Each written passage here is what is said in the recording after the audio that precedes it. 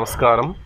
శ్రీ మారెమ్మదేవి ఆశీస్సులతో ఈరోజు గ్రామ దేవతల గురించి విశిష్టత తెలియజేస్తున్నాను. మన యొక్క ప్రపంచం అంటే 84 లక్షల జీవరాశుల్లో మానవ జన్మించాము. కానీ చాలామంది తెలుసుకోవాలి మన యొక్క గ్రామ దేవతలు మన గ్రామంలో ఎలా వెలిశారు, గ్రామాల్లో మనం ఎందుకు పూజిస్తున్నాము, మన గ్రామాల్లో జాతరలు ఎందుకు చేస్తున్నాము అనేది కూడా మనం అందరూ తెలుసుకుంటే రేపు రాబోయే రోజుల్లో యువతకు కూడా తెలియజేసినట్లు అవుతుంది.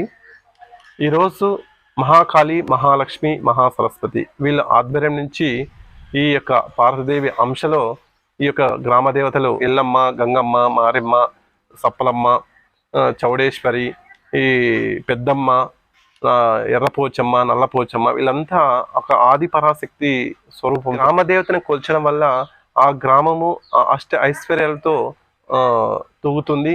అదేవిధంగా ప్రతి ఒక్కరు కూడా ప్రయోజకులు కూడా అవుతారు. ఆ గ్రామంలో ఎప్పుడు మనం పూజలు చేయకుండా అయిపోతామో అప్పుడు ఆ గ్రామం కూడా ఇంప్రూవ్మెంట్ అయ్యే అవకాశాలు ఉండదు. గ్రామ దేవతలు ఇప్పుడువి కాదు, పూర్వకాలం అంటే కృతయుగం, త్రేతాయుగం, ద్రౌపయుగం ఆ యుగాల నుంచి కూడా ఇక్కడ ఉద్భవించినది. అప్పట్లో టెక్నాలజీ లేదు. టెక్నాలజీ లేనప్పుడు ఒక కలరా కానీ రకరకాల వ్యాధులు సోకేటివి. అప్పుడు ఈ యొక్క గ్రామ దేవతల్ని గ్రామాల్లో నిర్మించుకొని ఆ పూజలు చేసి ఆ రోగాలు అప్పట్లో తొలగేటివి. దాని నుంచి ఒక అమ్మవారు అంటే పార్వతీదేవి అంశలో నుంచి ఉద్భవించి ఇక్కడే మన మారెమ్మదేవి ఇక్కడని కాదు, కాకపోతే హైదరాబాద్లో పెద్దమ్మ తల్లి ఉంది, విజయవాడలో దుర్గమ్మ ఉంది. ఇదంతా శక్తి స్వరూపిణి, అంతా ఒకే దేవతే, ఒకే పార్వతీదేవి. మారెమ్మదేవి ఒక అమ్మవారి గురించి ఇక్కడ మా గ్రామంలో గ్రామదేవత ఒక 200 సంవత్సరాల కిందట ఇక్కడ మనకు పూర్వం ఉద్భవించింది. ఇక్కడ కొద్ది రోజులు పూజలు జరగడం లేదు, నిలిచిపోయాయి. కానీ ఒక 100 సంవత్సరాలు ఆ విధంగా 150 సంవత్సరాలు నిలిచిపోయాయి. మళ్ళీ ఒక 30 సంవత్సరాల నుంచి ప్రారంభం చేశాము. ఇప్పుడు మా ఊరు ప్రతి ఇల్లు కూడా కొంగు బంగారంలాగా ఉంది. ఎవరికి ఏ ఆరోగ్య పరిస్థితులు కూడా ఇబ్బంది లేకుండా ఉన్నాయి. ఇంకోటి ఆర్థికంగా కూడా ప్రతి ఒక్కరు కూడా ఎదుగుతున్నారు. మేము ఆమెని కొలుస్తూ ఉండాలి. మనకి ఇప్పుడు ఉదాహరణకు మన శ్రీ మారెమ్మదేవి అనుకో, ఓం శ్రీ మారెమ్మాయ నమః అనే మంత్రాన్ని కూడా మనం ఉపదేశించుకోవచ్చు.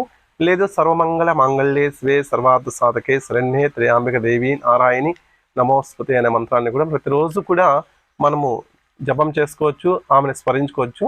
మన యొక్క రోజు ఆ విధంగా చేయడం వల్ల అష్ట ఐశ్వర్యాలు సమకూరుస్తాయి. మనం ఏ కోరిక అనుకున్నా కూడా ఆమె ఇస్తుంది. ఇప్పుడు తల్లి ఎలాగ మనకు అడక్కనే అన్నం ఎలా పెడుతుందో ఆమె కూడా మనకు అడక్కనే అన్ని కోరికలు కూడా నెరవేర్చడానికి మార్గం అవుతుంది.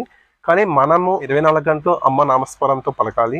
ఆ పలకడం వల్ల మనకి ఎంతో మంచి కలుగుతుంది. రేపు ఉన్నత స్థాయికి కూడా మనము ఎదిగే అవకాశం ఉంటుంది. గ్రామదేవత మన కోరికలు ఎందుకు తీర్చుందంటే, గ్రామదేవత అంటేనే గ్రామాన్ని సంరక్షించే దేవత అని అర్థం.